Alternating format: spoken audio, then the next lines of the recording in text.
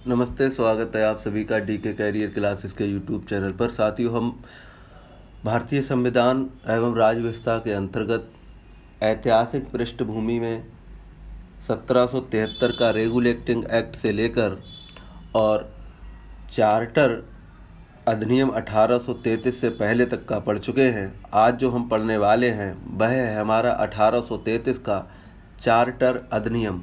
1833 का ये जो चार्टर अधिनियम है, इसमें क्या क्या विशेषताएं हैं, क्या क्या बदलाव हुए, इस बारे में हम जानेंगे। तो इसका सबसे पहला जो बिंदु है वो है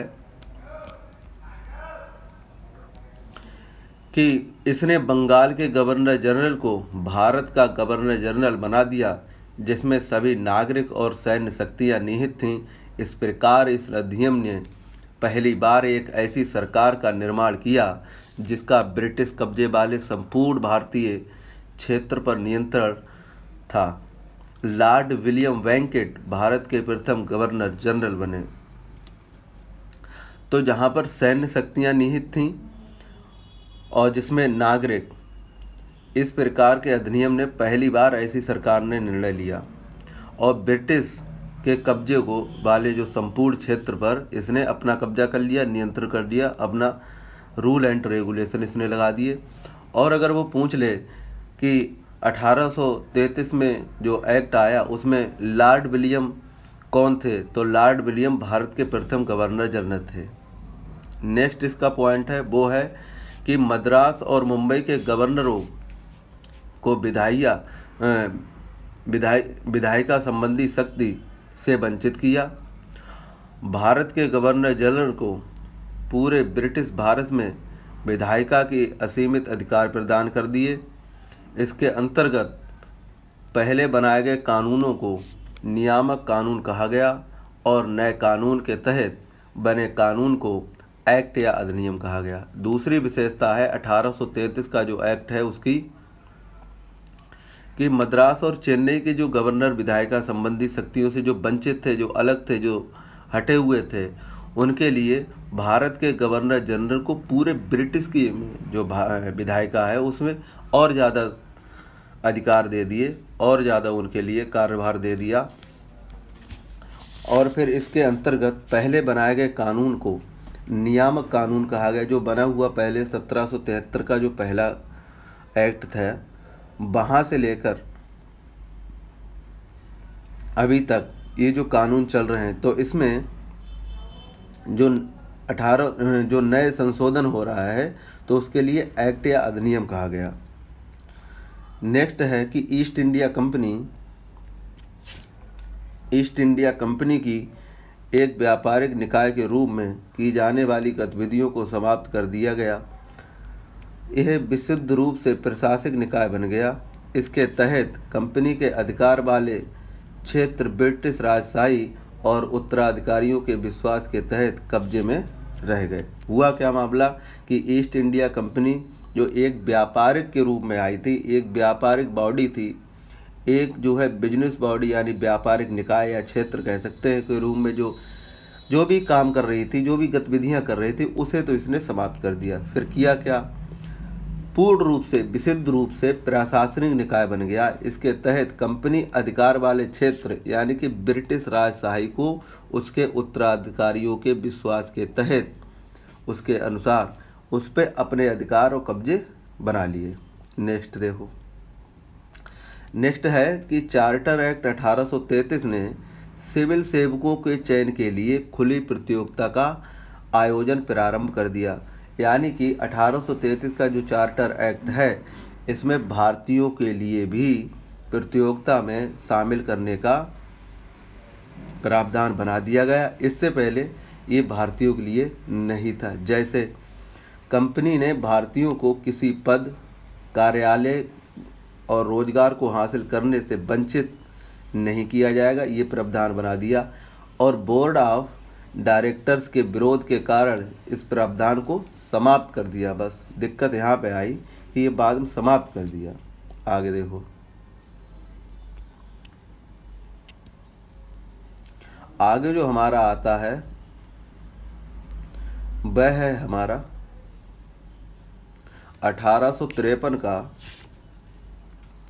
चार्टर अधिनियम। अब इसमें क्या होता है, 1793 से लेकर ब्रिटिश संसद द्वारा पारित किए गए चार्टर अधिनियमों की श्रृंखला में अंतिम अधिनियम था। यानी कि जो 1773 का रेगुलेटिंग एक्ट चला, वहाँ से लेकर ये लास्ट का जो 1853 का जो चार्टर अधिनियम है, ये लास्ट है। फिर इसके बाद में इसने नहीं किया, क्या बोलते हैं, कंपनी ने, ईस्ट इंडिया कंपनी का जो अधिनियम है वो लास्ट है। आगे देखो क्या है, आगे ये कह रहा है कि 1793 से 1893 नहीं, ये 73 होगा यहाँ पे, ये 73 कर लेना।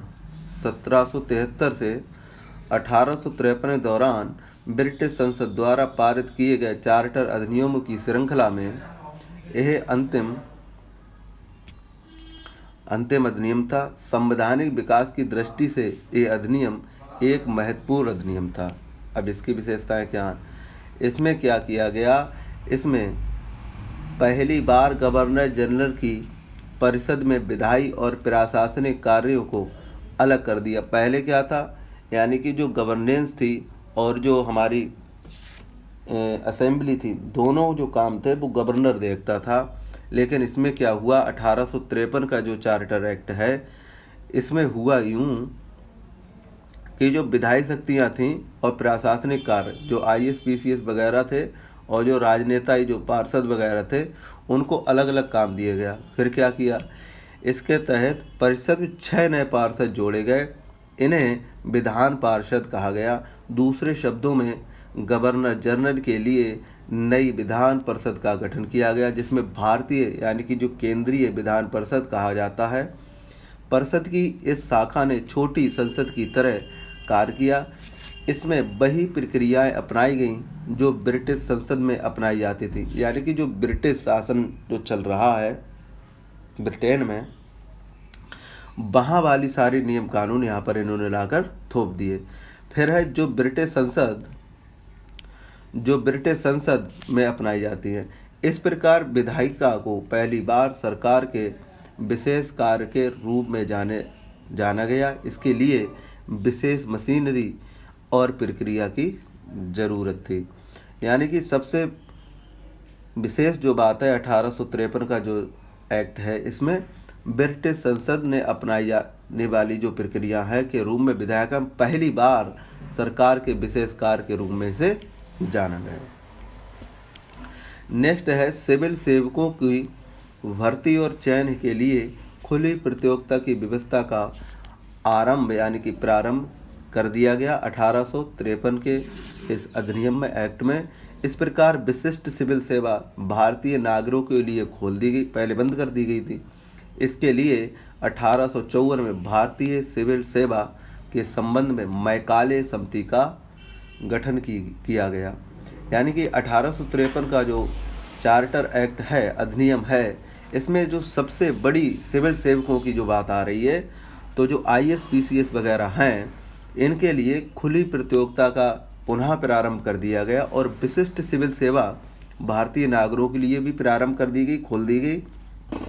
और 1854 में मैकाले पद्धति जो हम आज तक पढ़ते आ रहे हैं वो यही है। अगर वो पूछ ले कि मैकाले समिति की नियुक्ति या गठन कब किया, तो वो हो जाएगा हमारा 1854 में। ठीक है। नेक्स्ट है हमारा कि 1853 का जो चार्टर एक्ट है, कंपनी के शासन को विस्तारित कर दिया गया।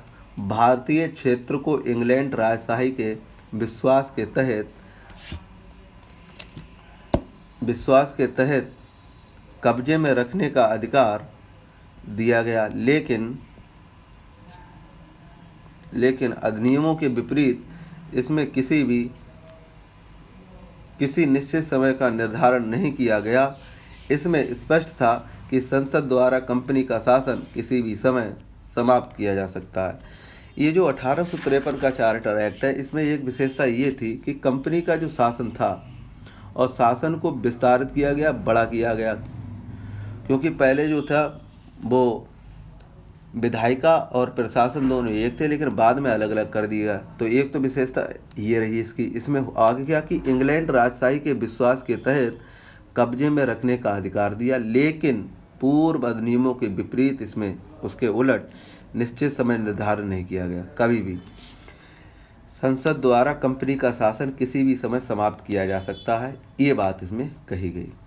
नेक्स्ट आता है हमारा, वो है चौथा 1853 का जो चार्टर एक्ट है, उसमें कि सबसे पहले भारतीय केंद्रीय विधान परिषद में स्थानीय प्रतिनिधित्व प्रारंभ किया गया। गवर्नर जनरल की परिषद में 6 नए सदस्यों में से 4 का चुनाव बंगाल, मद्रास, मुंबई और आगरा की स्थानीय प्रांतीय सरकारों के लिए किया गया। तो ये जो आप जो राज्य स्टेट की जो सरकारें हैं, जो गवर्नर चुने जाते हैं, जो सीएम चुने जाते हैं, ये यहीं से 1853 का जो चार्टर एक्ट है, यहीं से ये चीज़ प्रारंभ की गई। देखो कि प्रथम बार भारतीय केंद्रीय विधान परिषद में स्थानीय प्रतिनिधित्व प्रारंभ किया गया। गवर्नर जनरल की परिषद में 6 नए सदस्यों में से 4 का चुनाव बंगाल के लिए, इनमें से मद्रास के लिए, मुंबई और आगरा की स्थानीय प्रांतीय सरकारों द्वारा किया जाना था। तो ये तो रहा हमारा कंपनी का शासन। अब जो हम पढ़ने वाले हैं वो हम पढ़ेंगे ताज का शासन। अब जो ताज का शासन है, जो क्राउन का जो शासन है, वो चलेगा 1858 से 1947 तक, यानी कि आज़ादी तक। तो ये क्या है, तो अब ताज के शासन में जो सबसे पहला अधिनियम है वो है 1858 का भारत सरकार अधिनियम। इसमें क्या है, इसमें जो मामला है वो ये है कि इस महत्वपूर्ण कानून का निर्माण 1857 के विद्रोह, जो क्रांति हुई थी, के बाद किया गया, जिसे भारत का प्रथम स्वतंत्रता संग्राम या सिपाही विद्रोह भी कहा जाता है। भारत के शासन को अच्छा बनाने वाला अधिनियम नाम से के की जगह से है प्रसिद्ध इस कानून ने ईस्ट इंडिया कंपनी को समाप्त कर दिया। अब ईस्ट इंडिया जो कंपनी है, उसको समाप्त करने का जो सबसे बड़ा जो श्रेय जाता है वो 1857 की क्रांति के लिए जाता है। ये बात इसमें कह रहे हैं। 1857 के जो विद्रोह हुआ, तो उसमें स्वतंत्रता जो संग्राम, यानी जिसे हम सिपाही विद्रोह भी कह सकते हैं, भारत के शासन को अच्छा बनाने का अधिनियम नाम इस 1858 का भारत सरकार अधिनियम के लिए भी हम कह सकते हैं। और ईस्ट इंडिया कंपनी को भी समाप्त कर दिया और फिर ताज का शासन आ गया।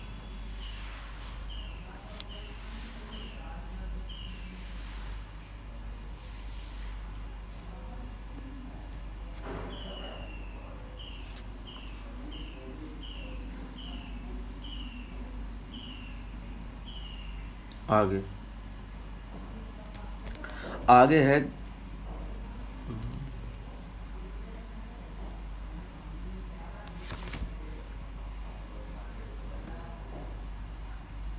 सही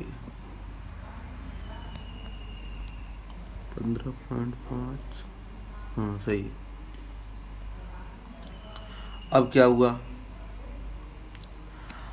आगे, और गवर्नरों, क्षेत्रों और राजस्व संबंधी शक्तियां ब्रिटिश शाही के हस्तांतरित कर दी गई। पहले जो ईस्ट इंडिया कंपनी के लिए जो मामला चल रहा था, वो गवर्नरों और क्षेत्रों और राजस्व संबंधी जो धन संबंधी शक्तियां हैं, वो ब्रिटिश राजशाही को हस्तांतरित कर दी गई। क्राउन को के हाथ में ये चीज़ें दे दी गई। कौन कौन सी, राजस्व, क्षेत्र और गवर्नर। पहले किसके अधीन थे ये, पहले थे ये ईस्ट इंडिया कंपनी। इसकी विशेषताएं देखो, इसकी विशेषताएं ये हैं, ये कौन सा चल रहा है हमारा 1858 का जो चल रहा है, इसकी बात कर रहे हैं। तो 1858 का जो अधिनियम है, इसके अंतर्गत क्या किया गया, इसके अनुसार भारत का शासन सीधे महारानी विक्टोरिया के अधीन चला गया। गवर्नर जनरल का पदनाम बदलकर भारत का वायसराय कर दिया गया। तो भारत का वायसराय गवर्नर जनरल जो था, पहले गवर्नर था, फिर गवर्नर जनरल हुआ, फिर गवर्नर जनरल से वायसराय हुआ। तो ये जो बदलाव हुआ, इसके तहत भारत का शासन सीधे महारानी विक्टोरिया 1858 है, उस एक्ट के अनुसार विक्टोरिया के अधीन चला गया। गवर्नर जनरल का नाम बदलकर भारत का वायसराय कर दिया। वह वायसराय भारत में ब्रिटिश ताज का प्रत्यक्ष प्रतिनिधि बन गया। लॉर्ड कैनिंग भारत के प्रथम वायसराय बने। वही लॉर्ड कैनिंग जो पहले तुम्हारे गवर्नर जनरल थे, उन्हीं को भारत के प्रथम वायसराय बना दिया गया। अगर वो हमसे पूछेगा कि 1858 में सबसे पहले वायसराय, गवर्नर जनरल से वायसराय कौन बने, तो वो बने थे भारत के लॉर्ड कैनिंग। कौन बने थे? Lord Canning. और 1858 की जो सबसे बड़ी विशेषता वो ये कि भारत का शासन सीधे महारानी विक्टोरिया के अधीन हो गया। गवर्नर जनरल का पद नाम बदलने के बावजूद उसका नाम वायसराय कर दिया। नेक्स्ट अगर हम देखें, दूसरा इसकी विशेषता है कि अधिनियम ने नियंत्रण बोर्ड और निदेशक कोर्ट समाप्त कर भारत में शासन को द्वय प्रणाली समाप्त कर दी। पहले जो द्वय प्रणाली शासन बनाया था उसके लिए इन्होंने समाप्त कर दिया। अब क्या ले आए हैं? अब ये देखो क्या लाए हैं, वो आगे देखते हैं। लेकिन ये चीज़ इन्होंने, भारत में द्वय शासन प्रणाली थी, ये 1858 का जो एक्ट है उसके तहत इसे समाप्त कर दिया। आगे ये कह रहे हैं, नए पद भारत के राज्य सचिव का सृजन किया गया, जिसमें भारतीय प्रशासन पर पूर्ण नियंत्रण की शक्ति निहित थी। यह सचिव ब्रिटिश कैबिनेट का सदस्य था, अंततः ब्रिटिश संसद के प्रति उत्तरदायी था। पहले ये ईस्ट इंडिया कंपनी के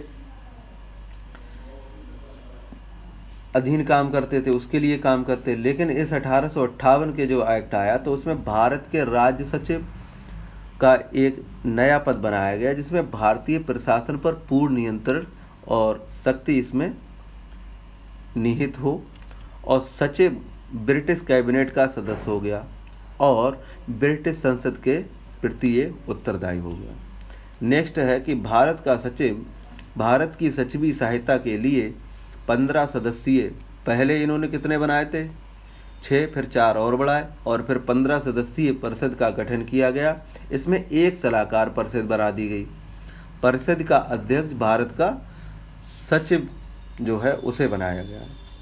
तो ये इन्होंने और सुधार कर दिया 1858 में कि सचिव की सहायता के लिए 15 सदस्यीय एक परिषद बना दिया गया और एक सलाहकार, और ये जो अध्यक्ष है भारत का अध्यक्ष जो है, परिषद का जो अध्यक्ष है वो भारत का सचिव होगा। ये इन्होंने विशेषता कर दी। फिर है, इस कानून के तहत भारत सचिव की परिषद का गठन किया गया, जो एक निगमित निकाय थी और जिसे भारत और इंग्लैंड में मुकदमा करने का अधिकार था। इस पर भी मुकदमा किया जा सकता था। यानी कि जो कानून के तहत भारत सचिव की परिषद का जो गठन किया गया, एक नियम के अनुसार एक निगमित जो निकाय है वो है, जिसे भारत और इंग्लैंड मुकदमे का अधिकार था। इसमें दो, भारत और इंग्लैंड के मुकदमे का यही अधिकार है इसके पास। इस पर मुकदमा भी चलाया जा सकता है। ये जो निकाय इन्होंने गठित किया, निगमित निकाय। 1858 के कानून का प्रमुख उद्देश्य प्रशासनिक मशीनरी में सुधार था, जिसके माध्यम से इंग्लैंड में भारतीय सरकार का अधीक्षण और उसका नियंत्रण हो सकता था। इसने भारत में प्रचलित प्रशासन प्रणाली में कोई विशेष परिवर्तन नहीं किया। ये जो 1858 का जो कानून है, एक्ट है, अधिनियम है, इसमें प्रमुख उद्देश्य प्रशासनिक मशीनरी में सुधार था, जिसके माध्यम से इंग्लैंड और भारत सरकार का अधीक्षण जो है, देखभाल है, उसके अधीन जो देखभाल चल रही उसका नियंत्रण हो सका, और भारत में प्रचलित जो शासन प्रणाली थी उसमें कोई बड़ा विशेष परिवर्तन नहीं आया। अब आता है हमारा 1861 का भारत परिषद अधिनियम। तो ये जो भारत परिषद अधिनियम है, इसमें 1857 की जो महान क्रांति के बाद ब्रिटिश सरकार ने महसूस किया कि भारत में शासन चलाने के लिए भारतीयों का सहयोग लेना आवश्यक है। इस सहयोग नीति के तहत ब्रिटिश संसद ने 1861 और 1892 और 1909 में 3 नए अधिनियम पारित किए। 1861 का जो भारत परिषद अधिनियम भारतीय संवैधानिक और राजनीतिक इतिहास में एक महत्वपूर्ण अधिनियम था। इन्होंने सोचा कि ये 1857 जो क्रांति हुई, तो यार ऐसा करो, भारतीयों को भी इन्वॉल्व करो, वरना ये ऐसे ही क्रांति करते रहेंगे। तो इन्होंने सोचा अब ऐसे हमारे पैर जमेंगे नहीं। तो इन्होंने क्या किया, 1857 क्रांति के बाद ब्रिटिश सरकार ने अपने आप को ये फील किया, महसूस किया कि शासन अगर चलाना है हमें तो भारतीयों का सहयोग चाहिए। और ब्रिटिश संसद ने 1861 में, 1892, 1809 में 3 नए अधिनियम लाए। 1861 का जो भारत परिषद अधिनियम है वो संवैधानिक और राजनीतिक इतिहास में एक महत्वपूर्ण अधिनियम था। ये क्या था ये समझेंगे। इसकी विशेषता ये थी कि 1861 वाली की बात हो रही है। 1861 वाली विशेषता ये थी कि इसके द्वारा कानून बनाने की प्रक्रिया में भारतीय प्रतिनिधियों को शामिल करने की शुरुआत हुई। इस प्रकार वायसराय कुछ भारतीयों को विस्तारित परिषद में गैर सरकारी सदस्यों के रूप में नामांकित कर दिया गया था। और 1862 में लॉर्ड कैनिंग ने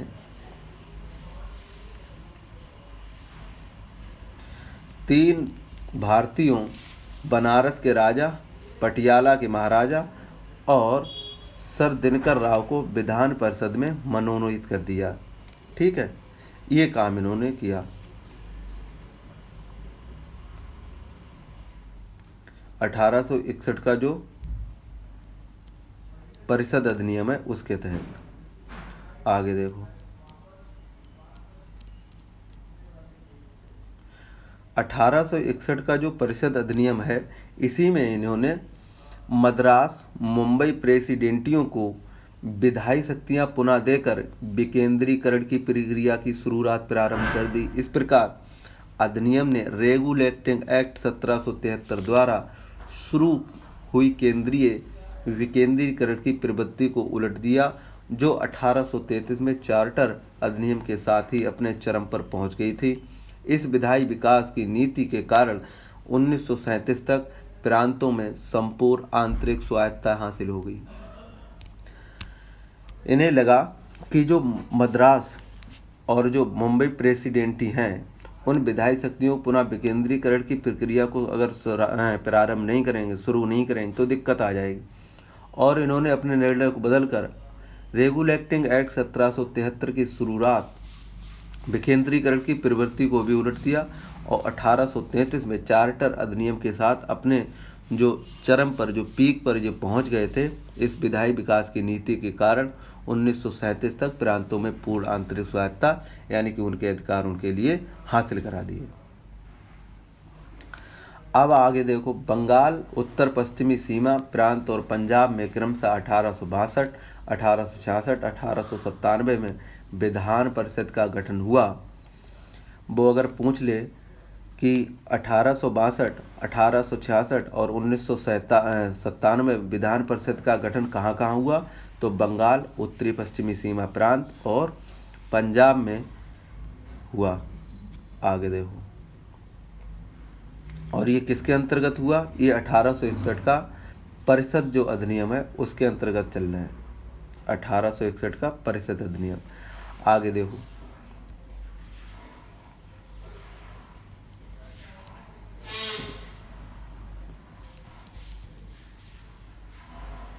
(1861) का जो परिषद अधिनियम है, इसमें वायसराय को परिषद में कार्य संचालन के लिए अधिक नियम आदेश बनाने की शक्तियां प्रदान की गईं। इसमें लॉर्ड कैनिंग द्वारा 1859 में प्रारंभ की गई पोर्टफोलियो प्रणाली भी मान्यता दी गई। इसके अंतर्गत वायसराय की परिषद का एक सदस्य एक या अधिक सरकारी विभागों का प्रभारी बनाया जा सकता है। इसे विभाग में काउंसिल की ओर से अंतिम आदेश पारित करने का अधिकार था। इन्हें और ये अधिकार दे दिए गए कि वायसराय को कार्य कराने के लिए और अधिक नियम कानून इन्हें शक्तियाँ प्रदान कर दी गई। लॉर्ड जो कैनिंग है, 1859 में प्रारंभ की गई जो पोर्टफोलियो जो व्यवस्था है, इसके अनुसार वायसराय को परिषद का एक सदस्य या अधिक सरकारी विभाग का प्रभारी यानी कि देखरेख करने वाला या कार्य करने वाला भी बनाया जा सकता है। काउंसिलिंग की ओर से अंतिम आदेश पारित करने का अधिकार इन्हें दे दिया गया। नेक्स्ट आता है हमारा कि वायसराय को आपातकाल में बिना काउंसिलिंग की संस्तुति के अध्यादेश जारी करने के लिए अधिकृत किया जा सकता है। ऐसे अध्यादेश की अवधि मात्र 6 माह होती है। ये और बढ़ा दी गई। अब आता है हमारा 1892 का भारत परिषद अधिनियम। 1892 का भारत परिषद जो अधिनियम है, हलंत लगेगा यहाँ दा पर। इसकी विशेषताएं क्या है? इसकी विशेषताएं हैं वो हैं इसके माध्यम से केंद्रीय और प्रांतीय विधान परिषदों में अतिरिक्त यानी कि गैर सरकारी सदस्यों की संख्या बढ़ाई गई। हालांकि बहुमत सरकारी सदस्यों का ही रहता था। क्या हुआ? ये जो हमारा नेक्स्ट जो आया है अधिनियम 1892 का भारत परिषद अधिनियम, इसके माध्यम से केंद्रीय और प्रांतीय यानी कि केंद्र की सरकारें और जो राज्य की सरकारों जो विधान परिषदों के अतिरिक्त उसके अलावा सदस्यों की संख्या बढ़ाई गई। इसमें जो है सरकारी सदस्यों का ही बहुमत मान्य होगा। फिर आता है इसमें विधान परिषदों के कार्यों में वृद्धि कर उन्हें बजट पर बहस करने का कार्यपालिका में प्रश्नों का उत्तर देने के लिए अधिकृत किया गया। एक विशेषता ये बढ़ा दी गई कि जो अगर विधान परिषदों में कार्यों की जो वृद्धि कर सकते हैं और बजट पर बहस करने के लिए कार्यपालिका में प्रश्न उत्तरों का जो चलन है वो उसके लिए बना दिया गया। इसके बाद में आता है वो है कि केंद्रीय विधान परिषद और बंगाल चैम्बर ऑफ कॉमर्स में गैर सरकारी सदस्यों के नामांकन के लिए वायसराय को शक्तियों का प्रावधान था। यानी कि पहले जो वायसराय को ये शक्ति नहीं मिली हुई थी कि गैर जो सरकारी सदस्य हैं उनके लिए हम नई जो है विधान परिषद है उसमें सदस्य बना लें, ये इसके लिए शक्ति नहीं थी। तो इसमें हुआ क्या कि जो केंद्रीय विधान परिषद है बंगाल चैम्बर ऑफ कॉमर्स गैर सरकारी सदस्यों को वायसराय को शक्तियाँ ये दे दी गई कि प्रांतीय विधान परिषदों में गवर्नर को जिला परिषद न्याय और नगर पालिका और ये क्या बढ़ गया यार, हाँ, शक्तियाँ इन्हें दे दी गई। इसके अलावा प्रांतीय विधान परिषद में गवर्नर को जिला परिषद, नगर पालिका, विश्वविद्यालय, व्यापार संघ, जमींदारों, चैम्बर ऑफ कॉमर्स की सिफारिशों पर गैर सरकारी सदस्यों को नियुक्त करने की भी शक्तियाँ इसे दे दी गई। और इस अधिनियम ने केंद्रीय और प्रांतीय विधान परिषदों दोनों में गैर सरकारी सदस्यों को नियुक्त करने के लिए एक समिति और बना दी गई। तो ये हमारा रहा 1892 का भारत परिषद अधिनियम। तो आज जो हमने पढ़ा वो क्या क्या चीज़ें पढ़ी वो ज़रा हम समझते हैं। हमने 1833 का चार्टर अधिनियम पढ़ा, फिर इसके बाद हमने 1853 का चार्टर अधिनियम पढ़ा। इसके बाद जो शासन है वो ताज के हाथ में चला जाता है। 1858 से आज़ादी तक जो शासन करेंगे वो ताज का क्राउन का शासन रहेगा। इसके बाद जो आता है वो आता है हमारा 1861 का भारत परिषद अधिनियम, और इसके बाद जो आएगा वो आएगा 1892 का भारत परिषद अधिनियम। 1861 का भारत परिषद अधिनियम और 1892 का भारत परिषद अधिनियम, यहाँ तक हमने पढ़ा। और अब हम देखते हैं कि सवाल कैसे बनते हैं। तो जो सवाल बनेंगे वो ऐसे करके बनेंगे कि बंगाल के गवर्नर जनरल को भारत का गवर्नर जनरल कब बनाया गया और किस अधिनियम के तहत बनाया गया। तो 1833 का जो चार्टर एक्ट है, जो अधिनियम है, उसके तहत बंगाल के गवर्नर जनरल को भारत का गवर्नर जनरल बना दिया गया। इसे और क्या क्या विशेषताएं दी गई अगर वो पूछे तो नागरिक और सैन्य शक्तियां इसके लिए दे दी गई। अगर वो पूछ ले कि 1833 का चार्टर अधिनियम है, इसमें सबसे पहले जो गवर्नर जनरल बना वो कौन था? तो उसका नाम हो जाएगा लॉर्ड विलियम वेंकेट। अगर वो आगे हमसे पूछ ले कि मद्रास और मुंबई के गवर्नरों को विधायी शक्तियां से वंचित किया गया, ये किस अलग किया गया, ये कौन सा अधिनियम था? तो हो जाएगा 1833 का चार्टर अधिनियम। अगर वो हमसे पूछ ले कि चार्टर एक्ट 1833 में सिविल सेवकों के लिए खुली भर्ती की प्रतियोगिता का आयोजन प्रारंभ किया गया था, तो इस समय किसका शासन था? ताज का शासन था या ईस्ट इंडिया कंपनी का? तो हम कहेंगे इस समय था ईस्ट इंडिया कंपनी का शासन। आगे देखो, आगे अगर ये हमसे पूछे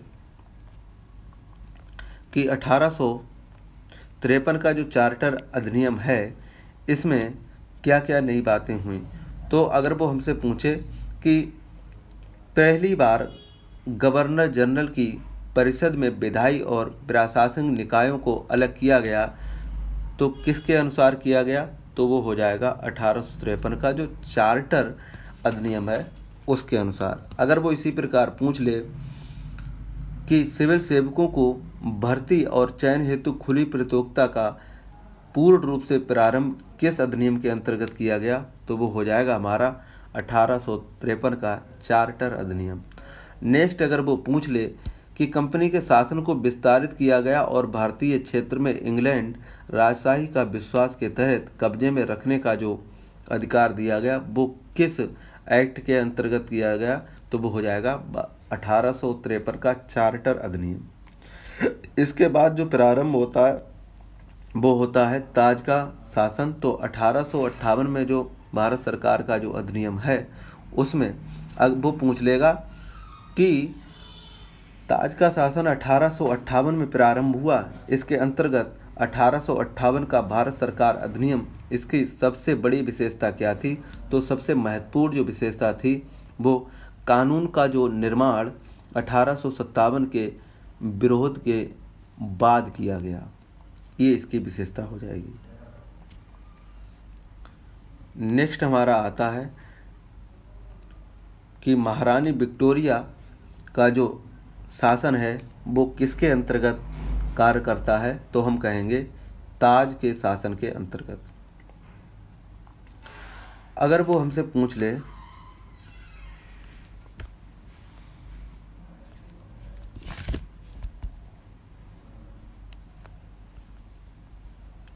(1858) का जो एक्ट है, इसमें नियंत्रण बोर्ड और निदेशक कोर्ट को समाप्त किया गया, साथ ही इसमें द्वैत जो प्रणाली है वो भी समाप्त की गई। तो सवाल वो ऐसे पूछ लेगा कि नियंत्रण और बोर्ड निदेशक को समाप्त किया गया किस एक्ट के अंतर्गत? तो 1858 का जो एक्ट है उसके अंतर्गत। फिर अगर वो पूछ ले कि नए पद राज्य सचिव और सचिव का सृजन किस एक्ट के अंतर्गत किया गया? तो 1858 के अंतर्गत। 1858 के ही अंतर्गत सचिव ब्रिटिश कैबिनेट का सदस्य होगा। आगे अगर वो पूछ ले कि 15 सदस्यीय परिषद का गठन किस एक्ट के अंतर्गत किया गया? तो वो हो जाएगा हमारा 1858 का जो एक्ट है उसके अंतर्गत। अगर वो हमसे पूछ ले भारत का सचिव किस एक्ट के अंतर्गत बनाया गया? तो वो हो जाएगा 1858 का 1857 का अधिनियम। वो अगर हमसे पूछ ले कि प्रशासनिक मशीनरियों में सुधार किया गया था, वो किस एक्ट के अंतर्गत किया गया था? तो 1858 के अंतर्गत किया गया था। अब आता है नेक्स्ट, वो आता है हमारा 1861 का भारत परिषद अधिनियम। तो इसमें ये क्या क्या चीज़ें कैसे पूछ सकता है वो हम समझेंगे। वो कहेगा कि 1857 की महान क्रांति के बाद ब्रिटिश संसद में 1861, 1892 और 1909 में 3 नए अधिनियम पारित किए गए। ये किस अधिनियम के अंतर्गत किए गए? तो हम कहेंगे 1861 का भारत परिषद अधिनियम के अंतर्गत 1861, 1892 और 1909 में 3 नए अधिनियम जोड़े गए। तो 1861 का जो अधिनियम है उसके अंतर्गत और क्या क्या बदलाव किए गए तो वो हम देखते हैं।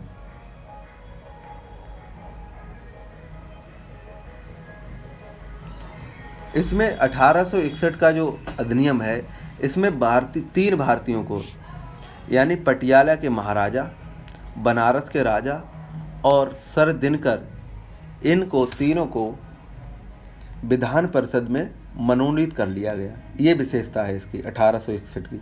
1861 का जो अधिनियम है, इसी में विकेंद्रीकरण की प्रक्रिया की इन्होंने शुरुआत की। वो हमसे क्वेश्चन पूछ लेगा कि मद्रास और मुंबई प्रेसिडेंटियों को विधायी शक्तियाँ किस अधिनियम के अंतर्गत प्रदान की गई, तो वो हो जाएगा 1861 का जो भारत परिषद अधिनियम है उसके अंतर्गत। हमसे अगर वो पूछ ले कि विधायी विकास की नीति के कारण 1937 तक प्रांतों में संपूर्ण आंतरिक स्वायत्तता किस अधिनियम के अंतर्गत चली, तो वो हो जाएगा 1861 का हमारा भारत परिषद अधिनियम। नेक्स्ट अगर वो पूछ ले कि बंगाल, उत्तर पश्चिमी सीमा प्रांत पंजाब के क्रमशः 1862-66 और 1897 विधान परिषदों का गठन हुआ, किसके अंतर्गत हुआ, तो हम कहेंगे 1861 का जो भारत परिषद अधिनियम है उसके अंतर्गत। वो हमसे पूछ लेगा कि लॉर्ड कैनिंग द्वारा 1859 में प्रारंभ की गई पोर्टफोलियो प्रणाली को मान्यता प्रदान की गई, किस अधिनियम के अंतर्गत की गई, तो हमारा जवाब होगा 1861 का भारत परिषद अधिनियम। आगे अगर वो हमसे पूछ ले कि वायसराय को आपातकाल में बिना काउंसिलिंग की संतुति के अध्यादेश जारी करने का अधिकार किस एक्ट के अंतर्गत दिया गया, तो भारत का 1861 भारत परिषद अधिनियम। नेक्स्ट है हमारा 1892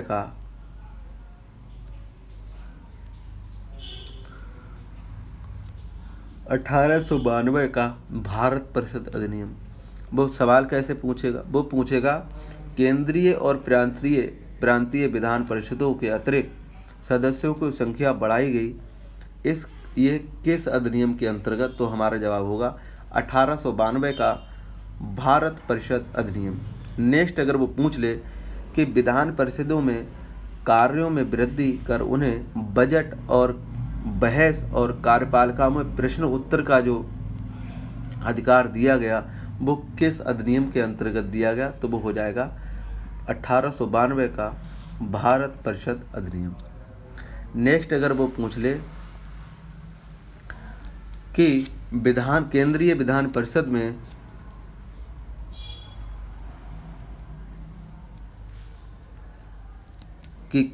विधान परिषद में बंगाल चैम्बर ऑफ कॉमर्स गैर सरकारी सदस्यों को नामांकन के लिए वायसराय की शक्तियां प्रदान की गईं, किस अधिनियम के तहत, तो 1892 का भारत परिषद अधिनियम। तो आज का हमारा जो सेशन रहा वो यहीं तक रहा। इससे आगे का नेक्स्ट लेक्चर में डिस्कस करेंगे। तब तक के लिए टाटा और बाय बाय। एक जोक आप सुन लीजिएगा कि जो मेरी वाली थी वो मेरी गर्लफ्रेंड नहीं थी, देवी थी देवी।